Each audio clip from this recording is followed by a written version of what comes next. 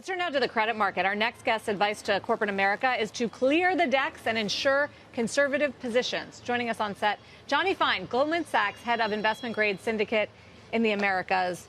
What does that mean, Jonny? How's the market trading here, head of the Fed?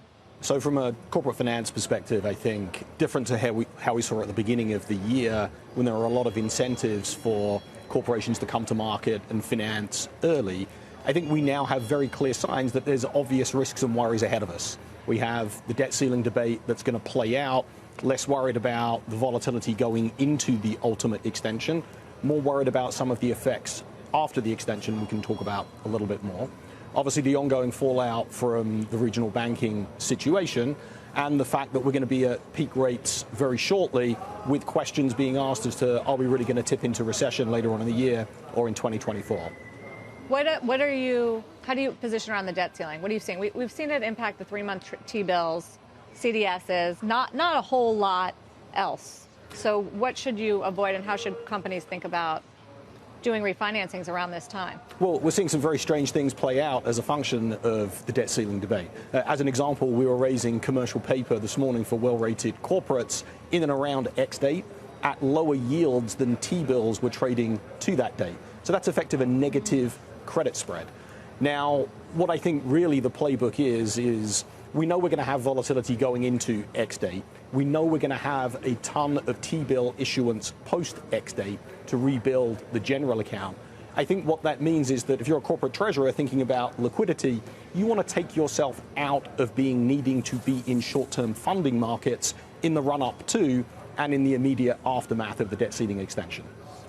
How do you want to position yourself longer term if you're a treasurer, particularly given, have you adjusted to the move in rates at this point, or are you still hopeful somehow that later this year you're going to be able to issue at far lower numbers? I think you've adjusted to it. I think even in an environment where, let's say we move into next year, we see Fed easing as is priced in by the market, I don't think that necessarily means that 10 and 30-year treasuries are going to do a whole lot.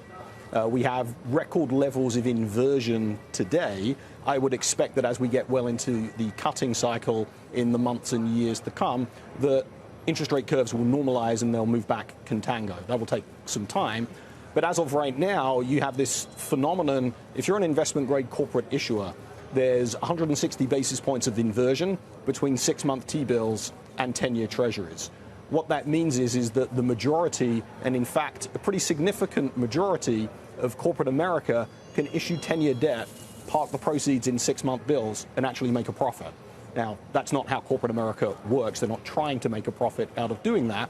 But you can see the corollary, which is if you have a financing or liquidity need that you can see or you think you might have in 6 or 12 months' time, the market incentive remains in place more than ever to go and do that financing now and fortify the balance sheet. We've also got some strange moves in the overall market. Regional banks at this point, Sarah's made this point, some of their bonds are trading like high yield. They're investment grade still. Do we start to see downgrades or things of that nature? And I just always wonder about in terms of the ability of people to own certain pieces of paper and not others in terms of their rating. Well, you've already seen the rating agencies react in a number of regional banking situations. Now, the reality is that the smaller regional banks don't have a whole lot of wholesale debt outstanding in the bond markets. So it's a relatively small portfolio, generally further down the capital structure overall. So from that perspective, they're not significant users of my market. They're occasional users of it overall. Of course, they're having to replace a lot of the wholesale deposits that they had that were non-interest bearing with interest-bearing or market-based funding from the home loan banks, from the brokered CD market, for example. That's expensive. That's obviously impacting that bank's ability to generate a return on capital. And that's, I think, feeding through into some of the things you were talking about with your guest just before about tighter credit conditions and so on.